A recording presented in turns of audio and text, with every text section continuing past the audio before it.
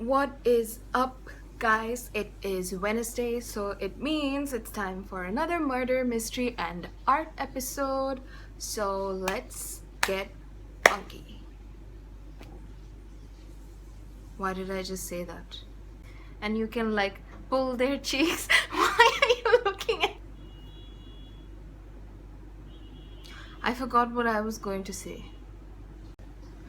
I noticed that I say a lot. That's because I'm trying to paint and tell a story together, so it's like my concentration is divided into two places, so I have to keep remembering what I'm trying to say. Don't you guys just love kids? Like, they are the most squishiest, tiniest little things with their tiny hands and legs, and it's just like you just want to eat them. If that makes sense. Anyways, in 2006, I was going to say in 2006, 1997. Wow, I'm so like stuck with the 1970s stories that I can't even. Okay.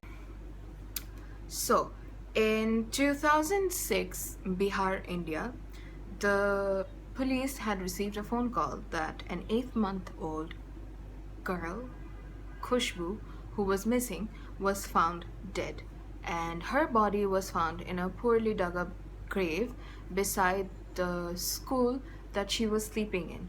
So what happened was Khushbu's mom had left the 8-month-old Khushbu sleeping in the village's one and only primary school, which was closed that day, and she had left her there under no one's supervision, and she went to the house right next to the primary school to do work. So these are poor people, villagers, and first of all, you don't leave your 8-month-old daughter alone. If you could have just taken her with you to work, maybe this wouldn't have happened. But you never know, they might have had some obligations at work that she was not allowed to get her daughter.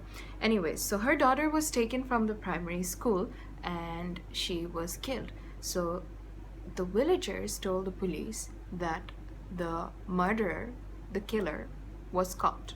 When the police came by, they looked at the killer and they were like dumbfounded. Like, this is not true, this is not possible, because the killer was a 8-year-old boy. So Amardeep Sada, who's also known as Amarjeet Sada, was the boy of two impoverished farmers who lived in one of the villages in Bihar, India. And this boy, according to the villagers, since his childhood, he was very mischievous. He was born in 1998, and he was very mischievous. He had a temper. He was very ill-behaved. So when Khushbu went missing, the villagers immediately knew that Amarjeet had something to do with it. So when the police came and found Amarjeet, the police questioned Amarjeet, "Where is Khushbu?" And Amarjeet straight away just looked at them in the eye and he smiled. Then he took the police and the rest of the village to where Khushbu was lying dead, and he very calmly and excitedly at the same time. So this is an 8-year-old kid. So he calmly and very excitedly explained how he had murdered Khushbu. He had murdered Khushbu by first strangling her and then beating her to death with a brick. This is an 8-year-old boy killing an 8-month-old child. 8-month-old. It's very scary. The funny thing is, this is not his first kill. So this was in 2006. So before this kill, a year before this kill, Amarjeet had killed his own little baby sister, who was also 6 months old, and another cousin of his. So this one day when everyone was sleeping at night, Amarjeet, back in 2000, 2005, Amarjeet took his little sister, to the forest, or more commonly known as Khet, in Hindi. If I honestly forgot what it's called in English. Farm. Oh my god, I forgot what it's called. And he strangled her to death, and then he dug up a grave and he put her inside, and he tried to cover up his crime. This guy is, in that time, he was 7 years old. So he went back home, and everyone started questioning. His parents started questioning that, what happened to your sister? Do you know where your sister is? And he just straight up went to them and he was like, I killed her. I killed her, man. I just killed my sister. It's like he doesn't even care. He was very happy about it. He killed her. And funnily enough, the parents didn't say anything, didn't do anything about it. I don't know, maybe it's because he was their child, maybe they didn't know what to do. I mean, I wouldn't know how to deal with that if my child went ahead and killed his own little sister. I guess I would probably put him in a psych ward. But these are poor people, so I don't know what they're thinking. So the family kept it a secret.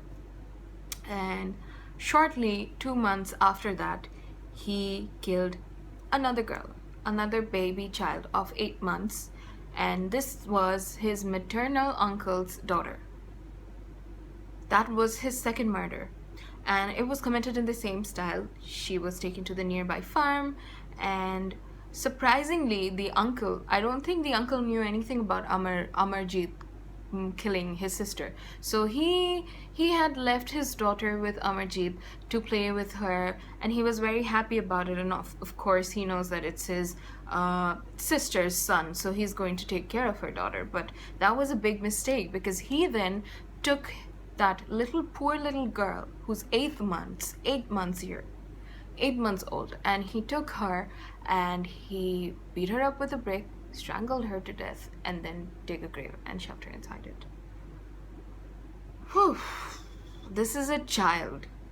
I cannot stress enough on the fact that this is a child doing all of this. A child who's 7 years old. So finally in 2006, when he was caught, of course this is India, so the law against juvenile it's not really that well. So when the police took Amarjeet in, the police of course was trying to get answers from him, and all he did was looked at the police and smiled. All he did was looked at the police and smiled. So the police constantly kept asking him, and he kept smiling, and finally he answered. And when he answered, the police were like, what the? Because the only thing he said is, he looked them up in the eye, he smiled, and he said, I want biscuits. Yeah. Yep. He wants biscuits. Here's a child sitting, being interrogated by the police, and then I don't know what's going on in his head, because he's like 8, and then the police is like, did you kill this person? Did you kill this person?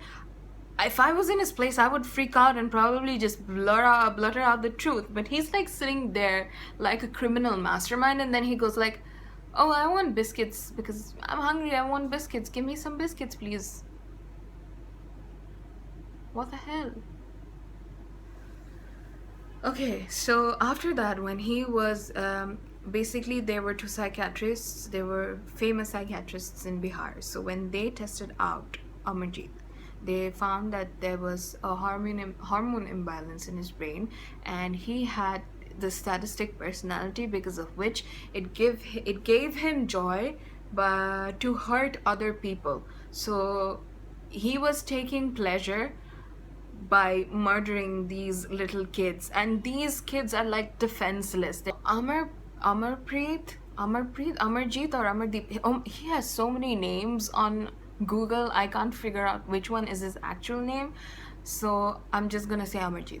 So Amarjeet was then convicted of 3 murders, and he was kept in a juvenile home for 3 years, and after that, after 3 years, he was sent to this orphanage for these type of criminal kids, juvenile kids, and he stayed in that orphanage up until he was 18.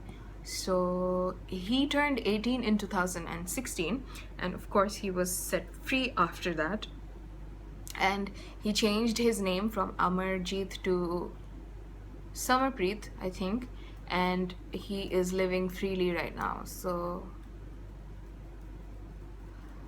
I'm just worried he might end up doing worse things.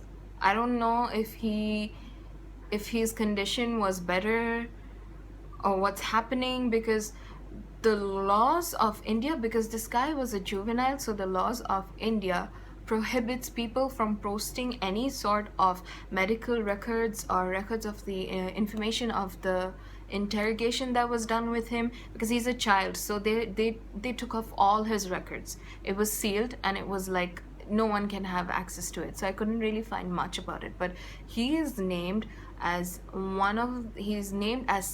the second most deadliest serial killer child in the entire world. He was 7 and he killed 3 people, and he was happy about it. I don't know how to feel about that, honestly. I don't. Thank you guys for watching. I know it was a short story, but I really thought it was interesting because this guy's a child killing other children. So next week I'm gonna come up with another story, and I'm trying to get stories from different regions and different countries as well. So I'm gonna see you guys next week. Please stay home. It is very important to stay home during this situation. Stay safe and help as many people as you can. And bye-bye.